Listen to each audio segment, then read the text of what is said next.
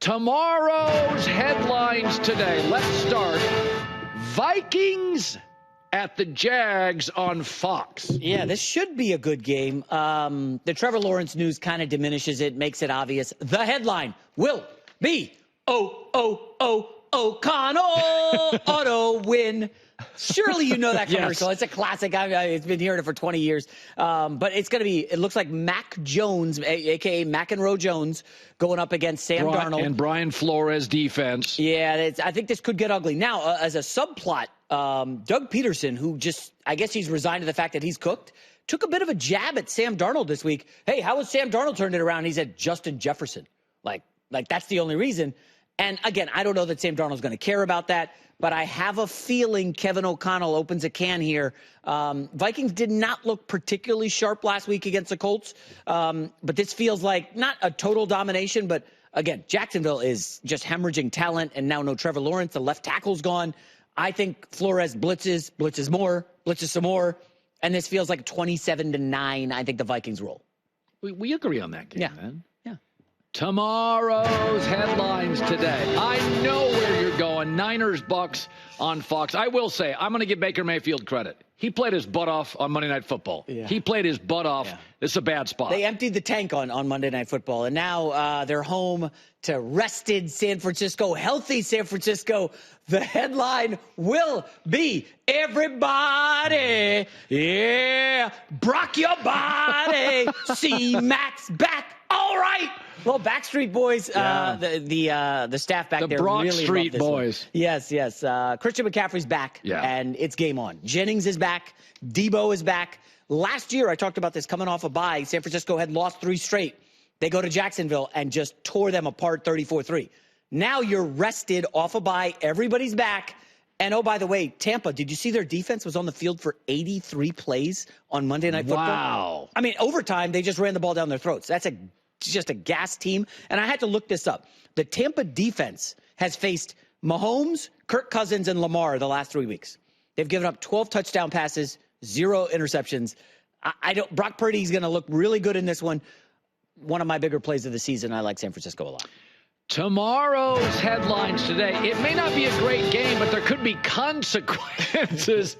Patriots at the Bears on Fox. Now, Chicago loses, we're going to have a little bit of a tire fire here, right? I'm sending a little negative toward Mr. Eberflus. Fun fact, rookie quarterbacks when favored this season, 11-0. Caleb is favored here against Drake May. The headline will be, may the force be with you. Because victory sure isn't. I got Drake May and the Patriots going down here. Now, there is a weather element. I was just looking into this in Chicago. Looks like rain and maybe 20-mile-an-hour winds at Soldier Field. That could tinker with the pass game. I would keep an eye on DJ Moore and his relationship with Caleb. Yeah. Caleb's now saying positive things to, I think, get past it. But they're going to need DJ Moore if they want to make the playoffs. He's very good, and he's been quiet for a few weeks now. I just can't get into the Patriots, Colin. They rank 32nd in most offensive line stats. Yeah. Looks like Montez Sweat is back. They missed him last week. No pressure on Kyler Murray. They got to get healthy in the secondary. It doesn't look like they're fully healthy yet. But Drake May doesn't have many weapons. I think the Bears bounce back. There's a big number, but Bears are undefeated at home, 3-0 against the spread. I think they get the job done and win 27-17-ish. Yeah. Tomorrow's headlines today, Falcons at the Saints on Fox. Now, a lot of wise guys like the Saints here. Why? I don't know. I stayed away from it. It could be the interim coach bounce that you get. You fire the head coach. The locker room's all riled up. Well, there's a rematch from earlier this season. Falcons won it on a 58-yard field goal. The headline will be, Kirk hard, play hard. Cousins goes cuckoo in Cajun country. Look at those arms on Kirk Cousins. I like the Falcons here. I don't care about this Saints interim coach nonsense. Well, they gave up Lattimore, so, I mean, the locker room message is we're done. We're done for the season. And what is that? Like, Alvin Kamara is saying all the right things if you listen to some of his interviews, but they just don't have the talent. Chris Olave, concussion, he ain't playing. Shaheed, he's out for the season. So now you're just looking around, and it's like not a ton of options, Colin, for the Saints. They did outplay the Falcons last time. And by the way, the Falcons, 0 offensive touchdowns in that earlier meeting. There was like a special teams miscue and a pick 6. I think the Falcons bounce back. That offense may not have Drake London, which does concern me. He's got the hip issue. If they do, great, wonderful. If not, Ray McLeod has to step up. He's been solid. But I like Falcons here winning and keeping the good times rolling. Well, there are very few certainties in the NFL. Last night, you and I both like Joe Burrow as an underdog. Joe Burrow is one of the few certainties. He is now 17-3 as a 3+ underdog. Yeah. You and I both like Burrow. The other certainty is Mike Tomlin as a underdog. So this is an interesting spot. Tomorrow's headlines today. I like the Steelers at the Commanders. What say you? This is one of the best games on the board. It is. Maybe the game of the week. It's a tough one to handicap. Steelers coming off a bye. Everybody loves that extra rest. Some of the numbers say it doesn't matter that much. The headline will be, I command a recount. Washington steals victory. I'm going with the Commanders pulling it out. Now, Marshawn Lattimore's been ruled out. They just traded for him, but he's not playing. Yeah, he's not going to play. Listen, there's some crazy numbers for Mike Tomlin against rookie quarterbacks. He's in his career 25-6. And you're going against that. I don't really mind that much. Off a bye in his career, Mike Tomlin 13-4. He's won the last 4 off a bye.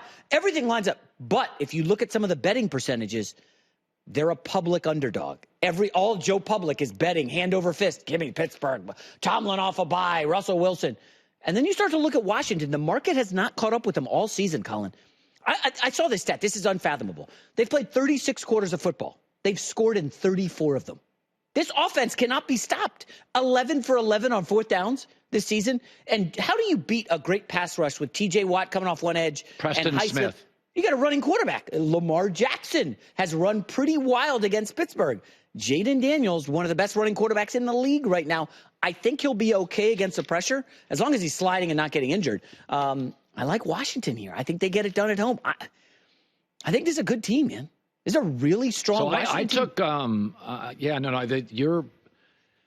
You got a couple underdogs. I went big. I went Colts underdog this week. I went Steelers underdog this week. I almost went Denver. So Denver was the game I was going to bet. That was my last. That was my 6th. Did you have a game that you would have done here? Like, I think Philadelphia potentially can destroy Dallas. Yeah, they can. I kind of like your Colts pick. Now that I've given it some time to marinate, I think that's a good wager by you. And the Buffalo injury report, you're right, is massive, coming off a huge game against Miami. Their receiving core is decimated. Yeah, they're down. Shakir, it looks like he may play. One other number on Washington versus Pittsburgh. So you can look into how quarterbacks do against man versus zone. Versus man, you're throwing your guys open, anticipation throws. Versus the zone, your guys just sit down, you hit them.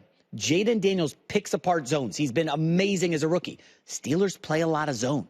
I think there's a world McLaurin just gets open. I don't think Zach Ertz is very good, or the tight end. I think it's Ertz. But Washington they move the ball with Kingsbury. I think Cliff Kingsbury, if there's like an offensive coordinator of the year award, who's been better than Cliff Kingsbury? Maybe Ben Johnson. But with Kingsbury, new rookie quarterback, I just think it's been phenomenal. The offensive line's even showing well in Washington. They've been really good this year. Probably your best summer call since I've been doing the show with you. Because you had Washington, and I was like, no way, no shot. I knew I was